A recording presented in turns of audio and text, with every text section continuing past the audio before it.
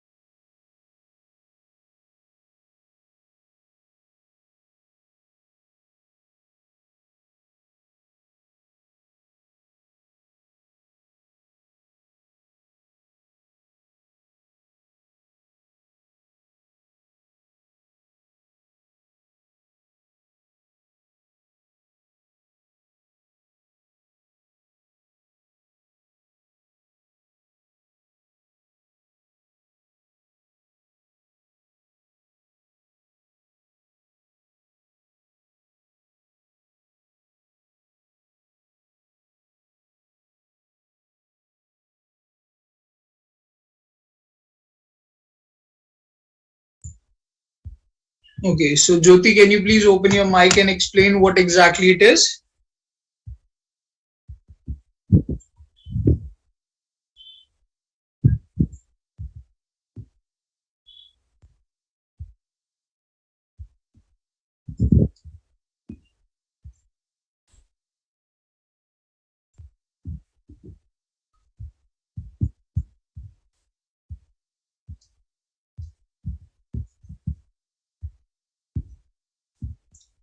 Basically, you are saying 5 factorial by 2 factorial as your favorable and total as 2 raised to the power 5.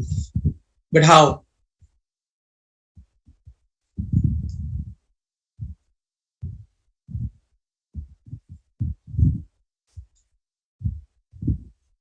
As well as why?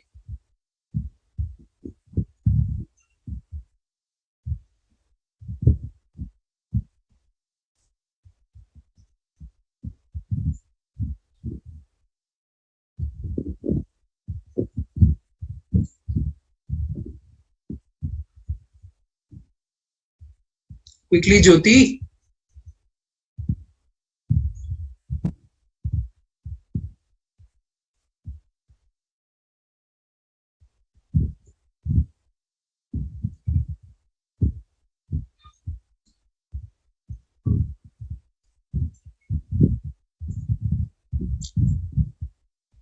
Okay, am I audible to you guys? Yes or no?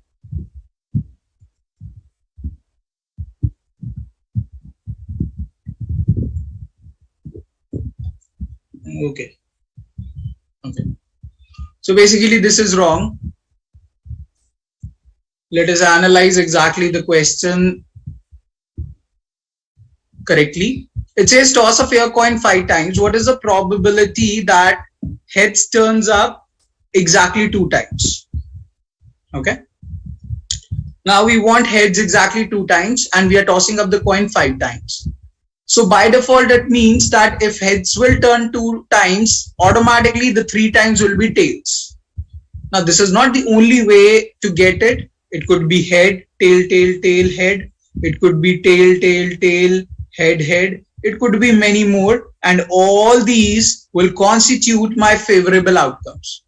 But the point is, this is a question wherein the coin has been tossed only 5 times, and definitely I can go about all the choices, writing all the choices and counting them up. But the point is, if this question becomes toss the coin 8 times, then it will become next to impossible to write all the outcomes and then count them up and make my numerator. So here we need to consolidate the idea and justify the result. How do we do it? Again, it says toss a fair coin 5 times. What is the probability that heads turns up exactly 2 times? This means there are 5 positions with us, 1, 2, 3, 4, 5. And out of these 5 positions, I need to make sure that 2 of the positions are attained by heads. That means out of the 5 positions, I need to fix 2 of the positions for heads, and automatically 3 of the positions will be for tails. Selecting 2 positions out of 5 positions means 5C2. Selecting 2 positions out of 5 positions for heads means 5C2 divided by 2 raised to the power 5, because coin is being tossed 5 times, will give you the answer to the question. So simple as that. We were tossing the coin 5 times and we wanted exactly 2 heads. So selecting 2 of the positions out of 5 positions for heads will give you the answer like this: favorable over total. Make sure and remember, the way we are selecting the favorable outcomes has nothing to do with the way we are selecting total number of outcomes. So obviously total number of outcomes is going to be 2 raised to the power 5 and favorable will be just simply 5C2. In a similar note, if the question would have been toss the coin 5 times and we want 3 heads, so in that particular situation, my numerator would have been out of 5 position, we need to select 3 position for heads divided by 2 raised to the power 5. Similarly, had it been the question toss the coin 5 times, but I want exactly 2 tails, then also I'll go by the same approach, that out of the 5 positions, I need to select 2 of the positions for tails divided by 2 raised to the power 5. So it doesn't matter whether we are talking about heads or tails, because if 2 positions are going to be tails, automatically the 3 of the rest positions will become heads. That's by default. On a similar note, if the question talks about 6 times, means tossing the coin 6 times and I want exactly 4 heads, then in that case, it will be 6C4 divided by 2 raised to the power 6. So out of 6 positions, we need to select 4 positions for heads divided by total outcomes, which is going to be 2 raised to the power 6.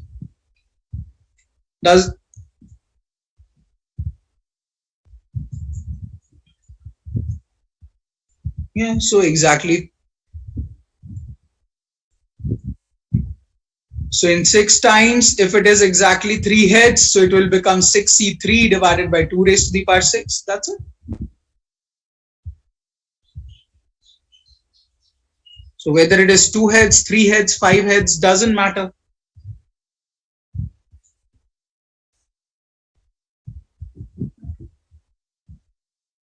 So guys, are we clear about the approach?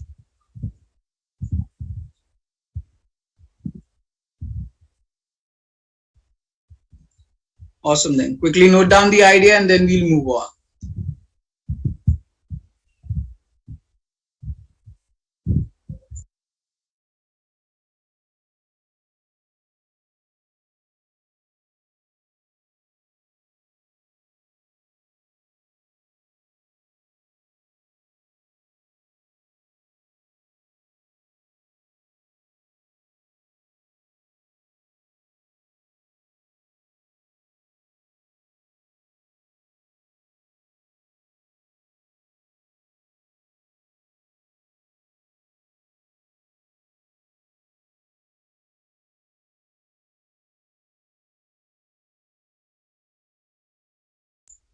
Sandeep, you seriously do something about your internet.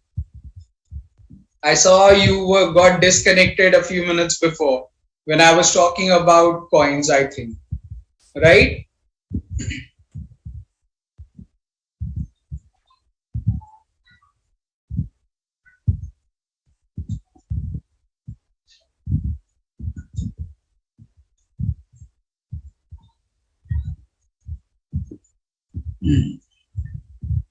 First of all, note down this. I'll show you what exactly 2 raised to the power 5 means. 2 raised to the power 5 basically means total number of outcomes. So this is your favorable. Probability holds a formula favorable over total. So if you are tossing the coins 5 times, so the denominator, that is total number of outcomes, will be 2 raised to the power 5. Basically, we are going to follow the formula m raised to the power n to find out the total number of outcomes. So when the coin is tossed 1 time, that is going to be the value of m, that is heads or tails. So there will be 2 choices. Raised to the power n, n means the number of times the event occurs. So if you toss a coin 5 times, it will be 2 raised to the power 5. If you toss the coin 6 times, it will be 2 raised to the power 6. If you toss the coin 3 times, it will be 2 raised to the power 3. And if you toss the coin n times, it will be 2 raised to the power n.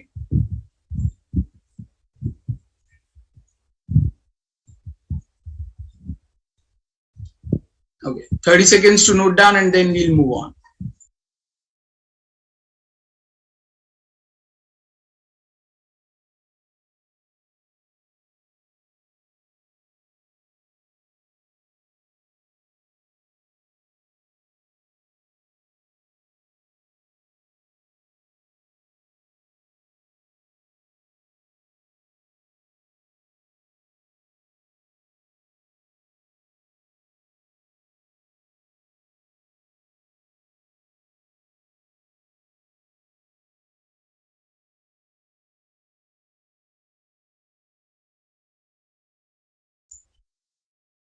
Okay, so moving on.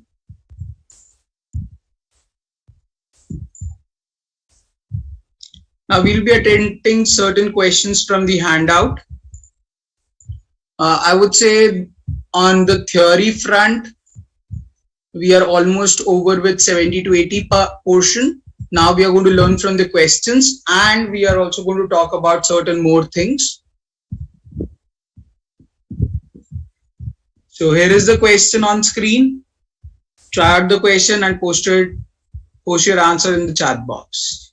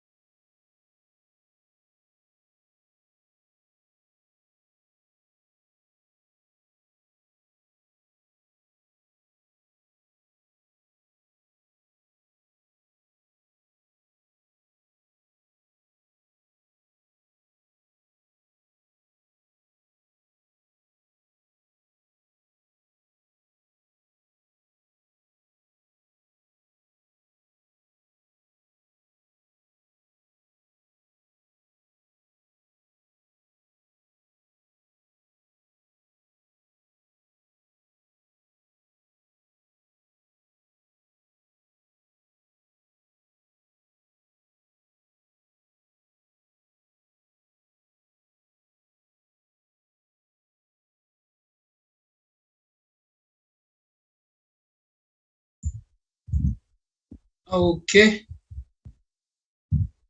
perfect. So basically the point out here is that we need to count out for 8, some as 8, some as 11 separately, and then add the outcomes of it. So for 8, with 1 you can have nothing, with 2 you can have 6 plus 2, 8, 6, one outcome. With 3 you can have 5, one outcome. With 4 you can have 4, one outcome. With 5 you can have 3, one outcome. And with 6 you can have 2, one outcome. So it will be 5 outcomes here. And for 11, 1, 2, 3, 4 will not work. and with 5 you can have 6, one outcome. With 6 you can have 5, one outcome. So there will be two choices out here. 5 plus 2 will make it 7 choices together divided by 36, and the correct answer will be 7 over 36.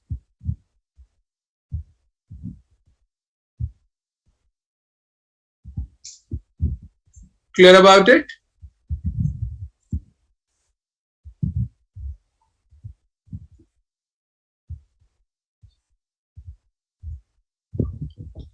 Great. Then moving on.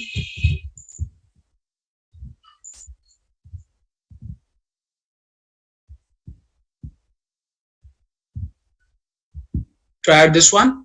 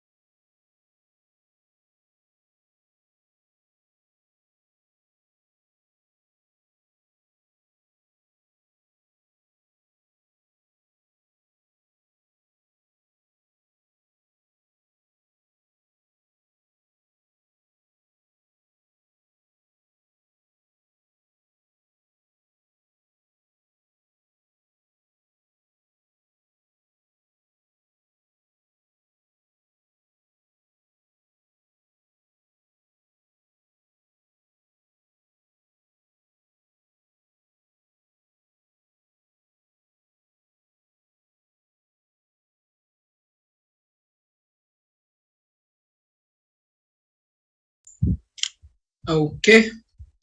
So it says two dices are rolled. What is the probability that the difference of the numbers that appear on the top of each dice is greater than 3? So we are going to fix up one of the numbers as 1, 2, 3, 4, 5 as well as 6. Now I want the difference of the numbers greater than 3. So obviously 1, if I fix one of the number as 1, if I take the other number as 1, difference will be 0. If I take 2, difference will be 1. If I take 3, 3 minus 1 will be 2. If I take 4, 4 minus 1 will be 3. But I want the difference to be greater than 3. So options 5 as well as 6 will work. So there will be only two choices which will work with number 1. With 2, only 6 as a number will work, because otherwise you will always get a difference of the numbers as 3 or less than 3, because 6 minus 2 will be 4. Otherwise 5 minus 2 is 3, 4 minus 2 is 2, 3 minus 2 is 1, 2 minus 2 is 0, 2 minus 1 is 1. So only one choice will work here. With 3, no choice will work. With 4, no choice will work. With 5, 1 will work only. So that will be one choice. And with 6, 1 as well as 2 will work. And there will be two choices out here. So 3 and 3, 6 choices will work here. 6 divided by total number of outcomes, which is 36, will give you the answer. So this is what I was telling before, that it will take same amount of time to solve out the question based on this ideology, irrespective of the question asked. If you go by this approach, by fixing one of the number on one dice and looking forward for what number choices can work with the other dice. Okay, so are we all clear about this question here?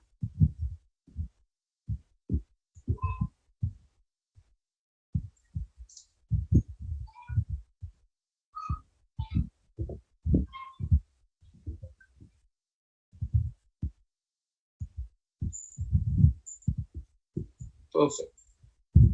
10 seconds to note down and then we'll move on.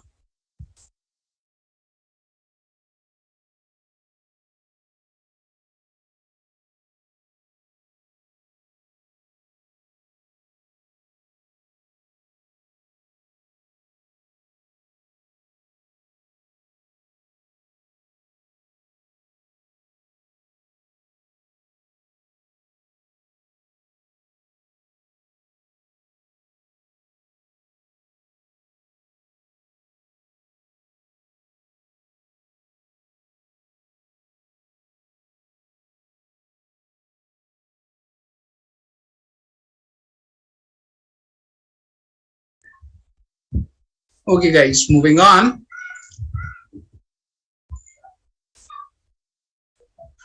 Now, so we'll be now attempting certain questions on different lines. So just think afresh about the question. So here is the question, try it out, and then we'll discuss at length.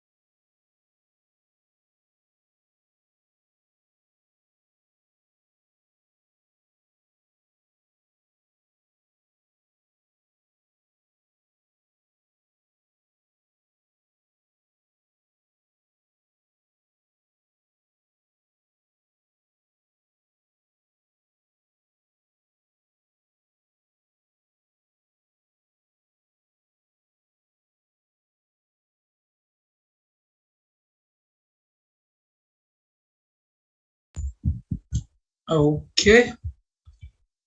So it says a committee of 10 people need to be seated on 10 chairs in a straight line. What is the probability that three particular people always sit together? So we have 1, 2, 3, 4, 5, 6, 7, 8, 9, 10 people. Three particular people always sit together. So they will constitute one unit. Second, third, fourth, fifth, sixth, seventh, eighth. Eight different things can be arranged in a straight line in 8 factorial ways. And these three people can arrange themselves amongst themselves in 3 factorial ways. So that's going to be your favorable outcomes divided by total number of outcomes. That's going to be 10 factorial, and that will become the answer to the question. Three particular people always sit together. Are you all clear on this?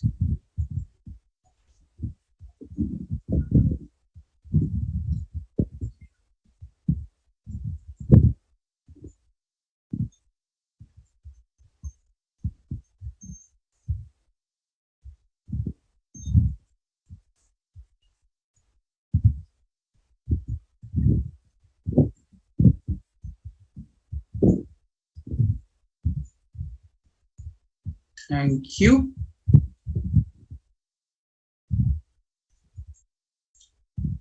Moving on.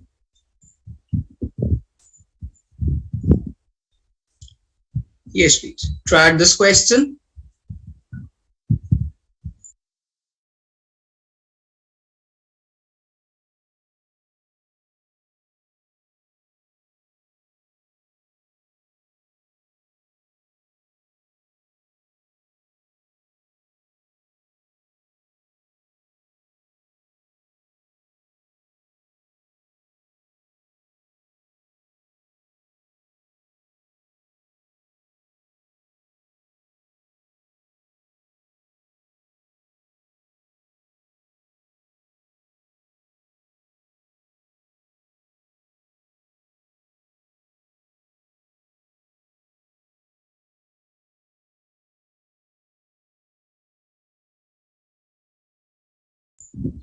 Okay.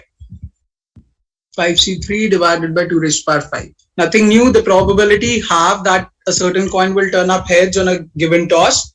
On 5 tosses of a coin, what is the probability of getting exactly 3 heads? So the answer out here will be simply on 5 tosses, I want 3 heads divided by 2 raised to the power 5. So that will be the answer for A part.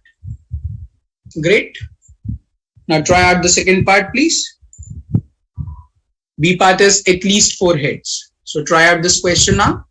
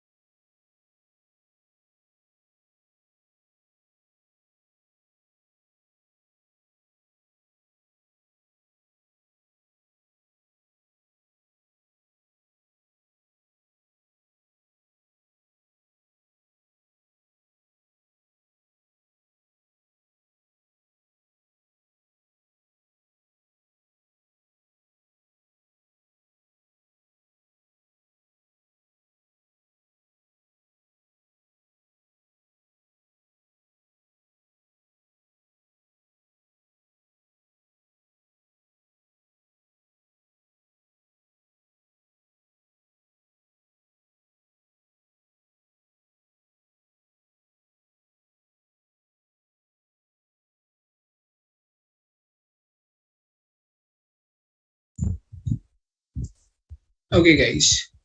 No need to write anything. You must have thought about it. So let us completely do it. So the question is talking about at least 4 heads. That means a minimum of 4 heads or more than that can happen. That means it could be exactly 4 heads or it could be exactly 5 heads which we can get. So we want probability of at least 4 heads. At least 4 heads means we are tossing the coin 5 times. So it could be exactly 4 heads or exactly 5 heads. So exactly 4 heads will be 5c4 or means plus sign. Exactly 5 heads will be 5c5 divided by 2 raised to the power 5, and that will give you the answer to the question. The point is this much simple. If you remember, I have told you this fact. In the case of at least and at most, it's very important to make out cases like this and then solve out the question.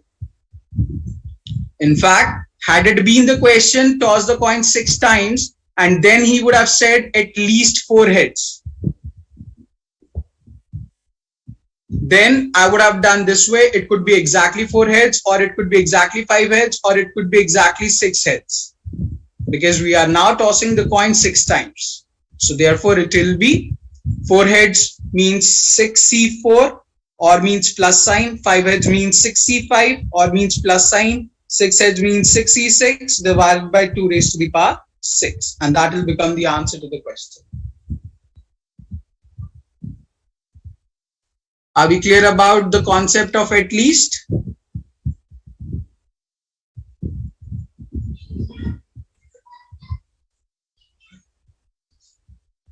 Great, then quickly note down the idea and then we'll move on.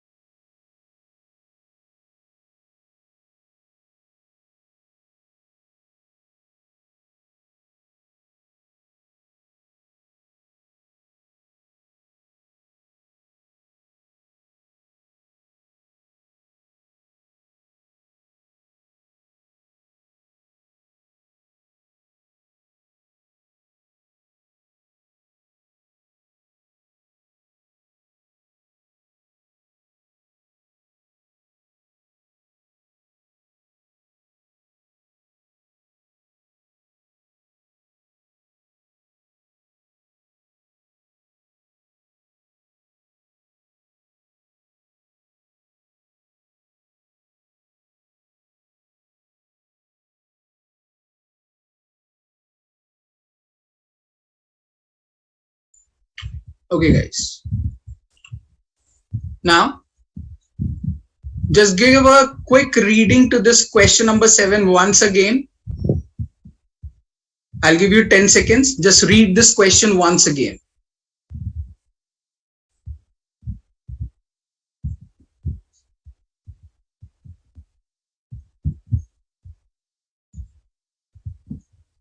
Now, here is the next question, question number 8. Read this question now and tell me what sort of difference do you see in the two questions, question number 7 and question number 8.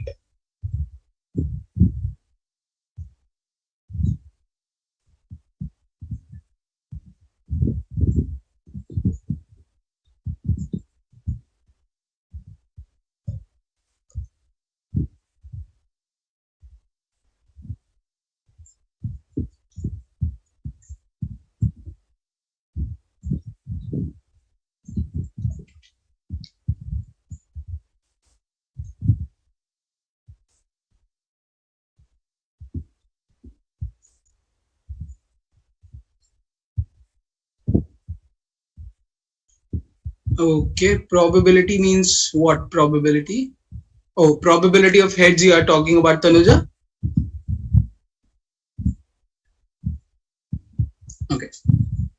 So in the previous question, probability of heads was half, and in this question, probability of heads is 0.2. So what's, oh sorry, 0.4. So what's the difference in that?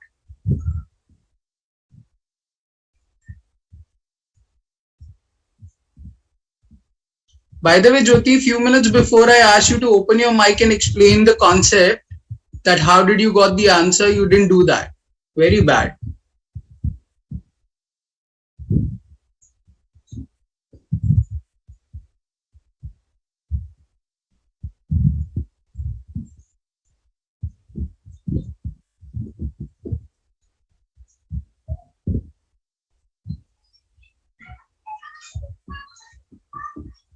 So what?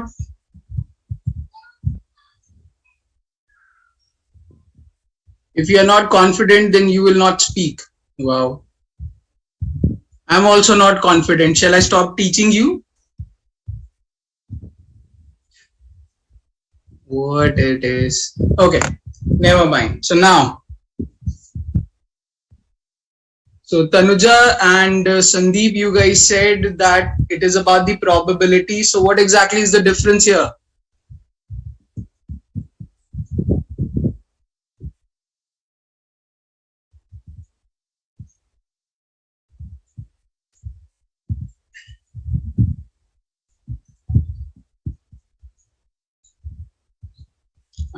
Nice. If I were there, no? Means if we were in the physical class, I would have given a chocolate to you for sure. Very nice.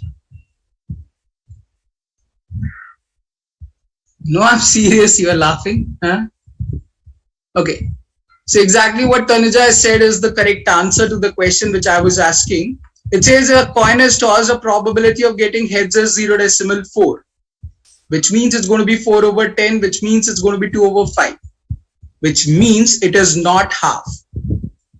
By default, when you toss one coin, it has to have heads or tails. That means the probability of heads needs to be half, the probability of tails needs to be half, which means it needs to be 0.5 and 0.5. But in this question, it is not 0.5, it's not half. So out here, what you need to understand is that there should be relatively some other aspect which has to be taken care of. Now, there are two things involved in this question which you need to analyze, or which you need to notice. Actually, I would say notice is the correct word. There are two things to notice in this question. Firstly, probability of something is already given, and then probability of something has been asked. That's the first thing. Now, generally what we are given is a situation kind of thing is given, out of which we pick up the favorable outcome, we pick up the total outcome, and then we solve out the question. But in this question, it is not like that. In this question, probability of something is given, and then probability of some other thing has been asked, and we need to bridge up the gap between them. Now, do remember, when probability of something is already given in the question, then we have a different approach of solving out that question. And in case of coin approach, we have relatively a particular formula to be applied. So out here, probability of heads was 0.4. So automatically probability of tails needs to be 0.6. It's all about 1 minus 0.4, because probability of heads plus probability of tails needs to be equals to 1. Now, in such kind of questions, we basically apply a simple formula, that is required probability will be equals to probability of heads raised to the power number of heads multiplied by probability of tails raised to the power number of tails multiplied by total tosses C number of heads. Probability of heads raised to the power number of heads multiplied by probability of tails raised to the power number of tails multiplied by total tosses C number of heads. Actually, what is happening is, this is a generic formula to find out the answer. So whether the coin is a fair coin or a biased coin like this, doesn't matter. If you apply the concept and apply the concern, you'll get the same damn answer to the question. For an instance, if we talk about the previous question, probability of heads was tails. Probability of heads was half. Probability of tails was also half. In 5 tosses, we wanted exactly 3 heads. So in this particular case, if I would have gone directly, I would have said the answer would have been 5C3 divided by 2 raised to the power 5. Moreover, now if I apply this particular formula in this particular question and find out the answer, it will turn out to be the same as this one. Let us see. So out here, if I apply this formula, probability of heads was half. Raised to the power number of heads we want is 3. Multiplied by probability of tails is also half.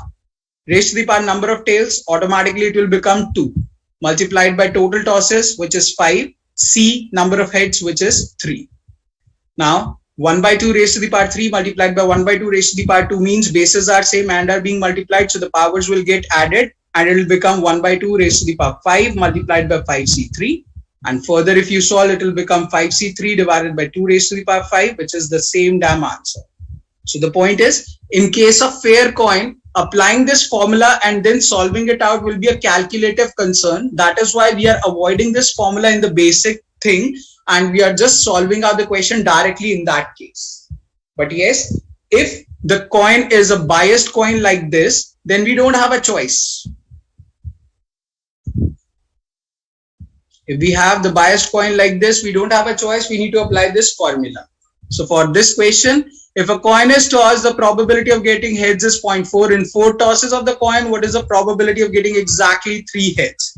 In 4 tosses, we want exactly 3 heads. So required probability is equals to probability of heads, which is 0.4, raised to the power number of heads, which is 3, multiplied by probability of tails, which is 0.6, raised to the power number of tails, which is 1, multiplied by total tosses, which is 4, C, number of heads, which is 3. Out here, you just need to solve 4C3. This 0.4 and 0.6 will remain as it is, and your option choices will also give you the answer in this form only. So they are not checking your calculation, so don't be fussy about it. Just be conscious about it. GMAT does not test you on calculations.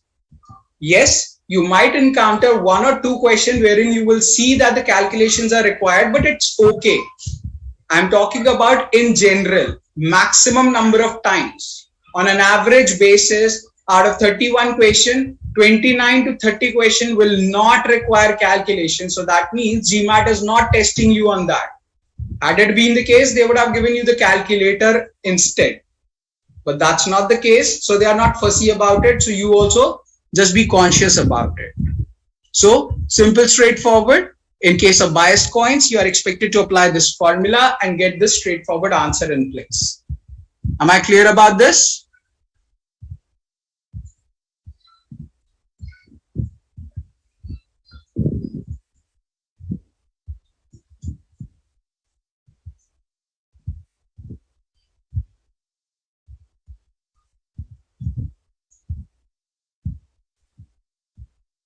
Awesome then. Note down this idea and then I'll talk about one more thing in detail regarding this only.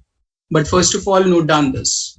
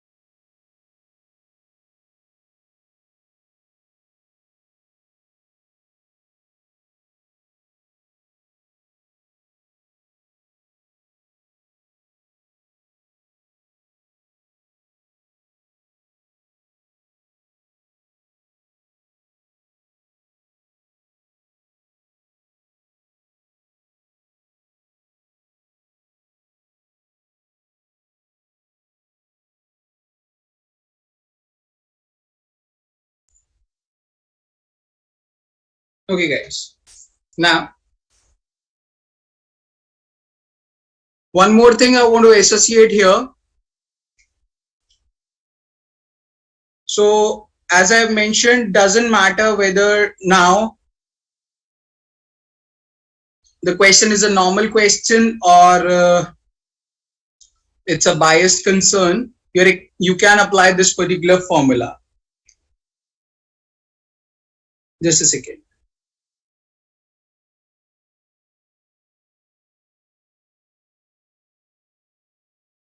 So there are two things I want to mention here.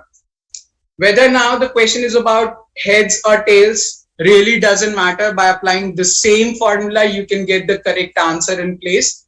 Doesn't matter whether the question is talking about tails or heads. You can simply instead of at the last, instead of number of heads, you can simply write number of tails and you'll get the same answer to the question. That's the thing. Secondly, what you can also understand here is that this formula you can use for other purposes as well. Likewise, in case of point, we have heads or tails. So there are two outcomes out here. So all those questions wherein we have two option choices, heads and tails like this, you can always use this formula in that situation. For an instance, if the question is talking about hitting a target or the question is about target. So we all know this fact that when we are talking about target, either we will hit the target or we will miss the target. So there can be only two possibilities, nothing else. Similarly, if a child is taking birth, either boy can take birth or girl can take birth. So we can simply use these kind of situations in the context. So out here, the formula will simply become required probability is equals to probability of a boy raised to the power number of boys times it by probability of girls raised to the power number of girls times it by total children C number of boys. So basically my point is that you can mold the formula according to the situation and use it up. So in case of targets, required probability will become probability of hitting the target raised to the power number of hits multiplied by probability of missing the target raised to the power number of miss multiplied by total target C number of hits, and you'll get your answer in place. Am I clear about the situation here?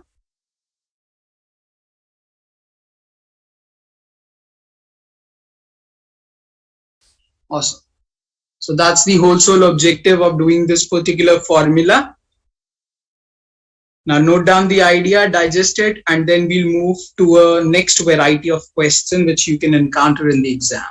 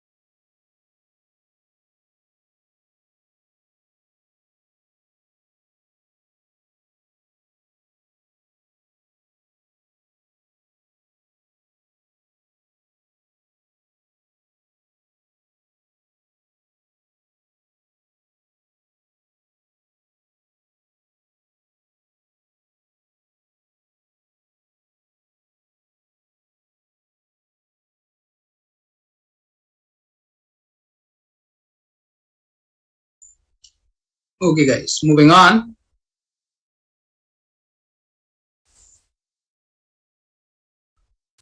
Yes, please. Now try out this particular question.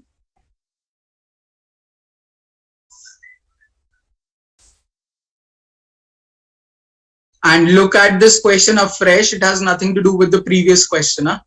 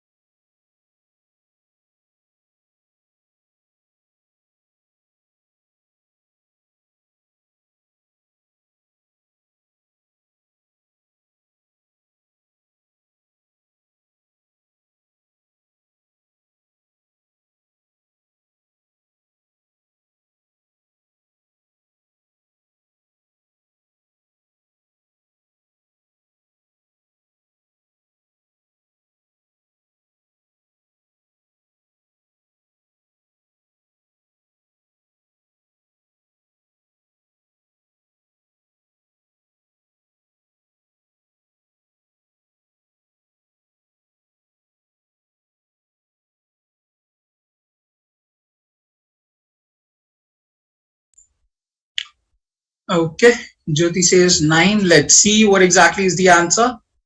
So it says in a test of n question, each question has to be answered either true or false. So one question can be answered either true or false. So it's obvious now, probability of true will be half, so as probability of false will also be half.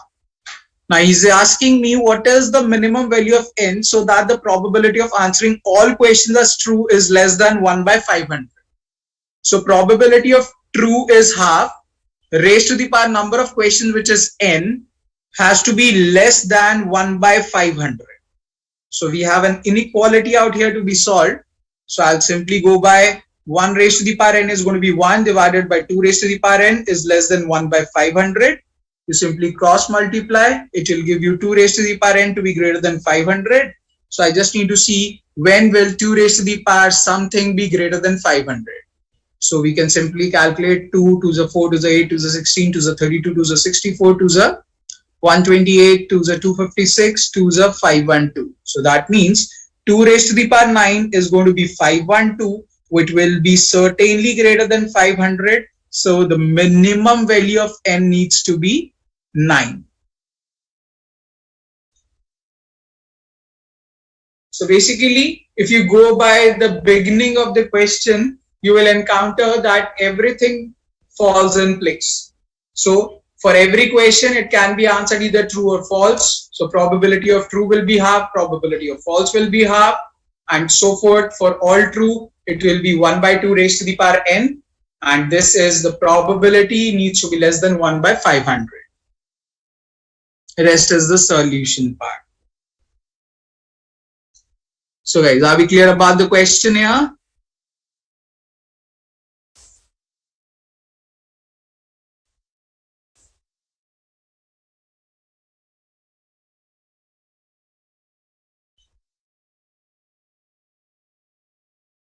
Quickly note down the idea and then we'll move on.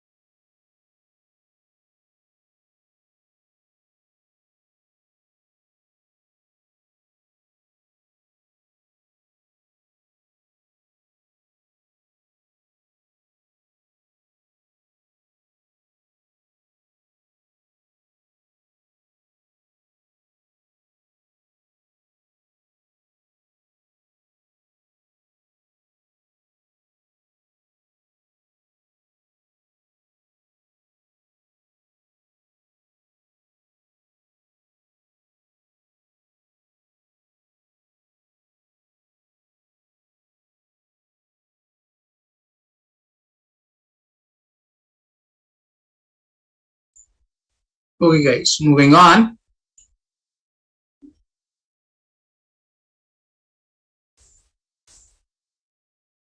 Yes, please now try out this question.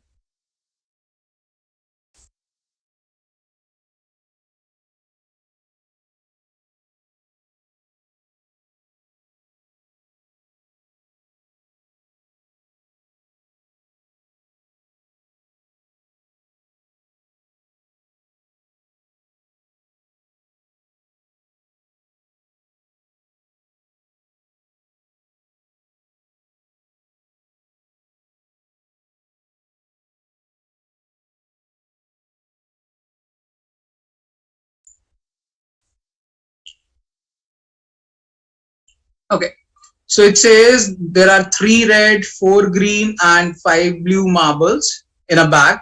On selection of 4 marbles, what is the probability of selecting 3 green and 1 red?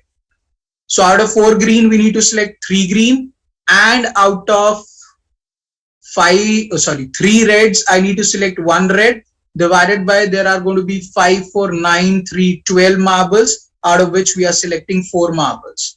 And this will be simply favorable over total as the answer to the question. Simple, straightforward, we are selecting, so we will apply NCR as the approach. Clear on this?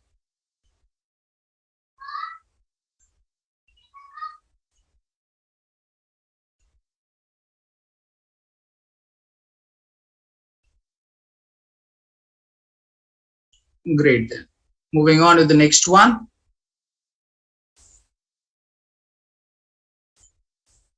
Yes, please. Now try out this one.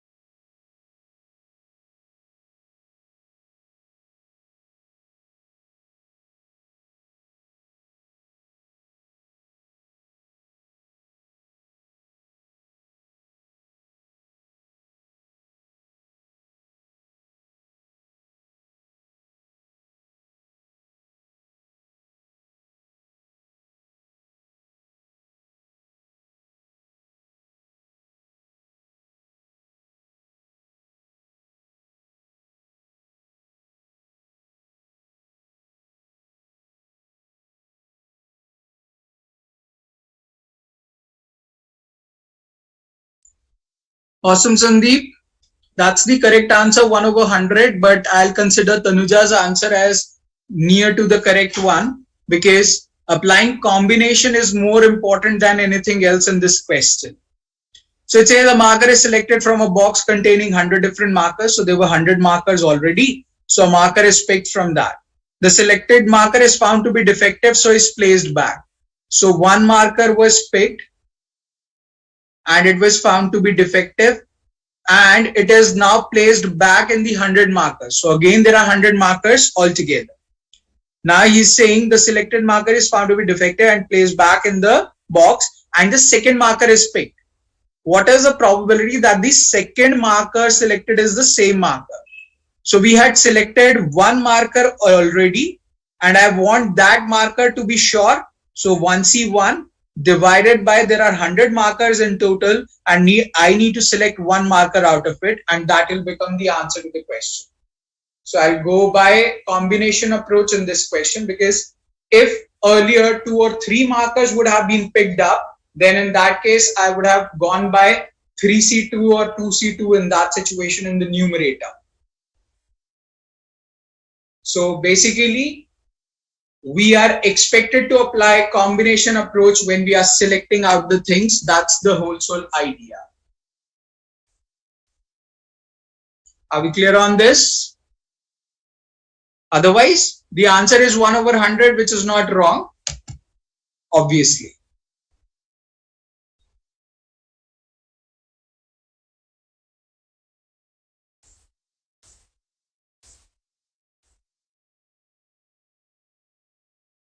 Okay, moving on to the next one. Try this question, please.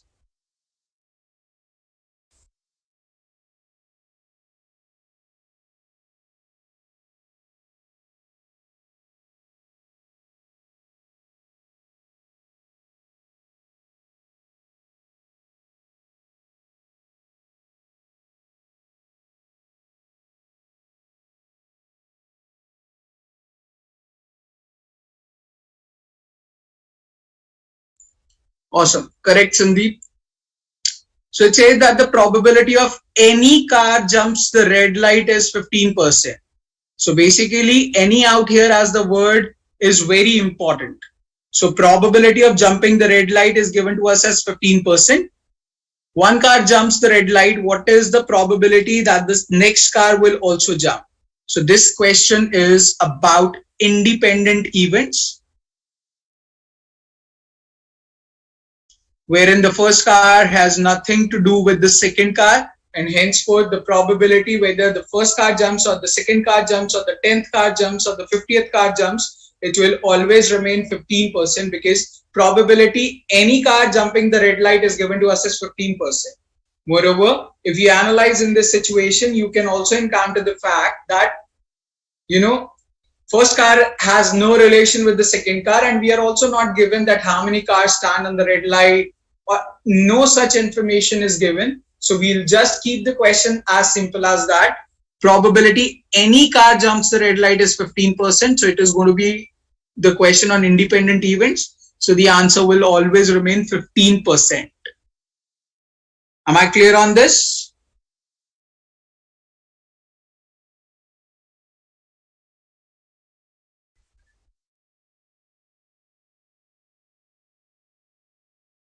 Awesome.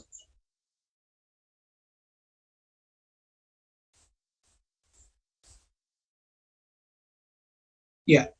Try this question quickly before we go on to the break. Quickly try it out and then we'll discuss at length.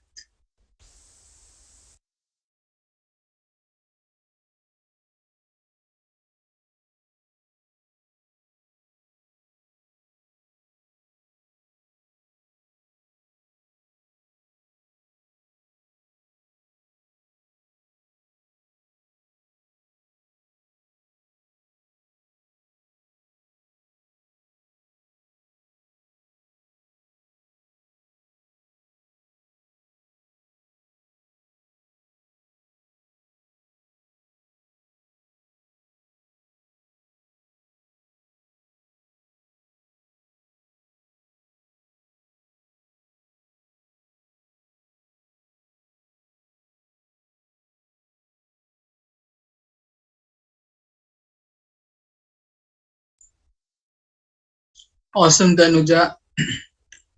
So it says from a bag containing 5 different pairs of socks, 2 socks are selected at random. What is the probability that the 2 socks selected are from the same pair? So we have 5 pairs. That means we have in a total of 10 socks. My favorable is to select 1 pair and total is to select 2 socks. So definitely my favorable will be 5C1 because out of 5 pairs, I need to select 1 pair divided by total is 10 socks. I need to select 2 socks out of it. And that will be the answer to the question. Favorable over total, that's the probability all about. So this gives a clear picture about the fact the way we are going to select the favorable outcomes has nothing to do with the way we select the total number of outcomes. Favorable is favorable, total is total. You just need to solve out and get the answer. But yes, my numerator cannot exceed the denominator, that's for sure. Am I clear about this question?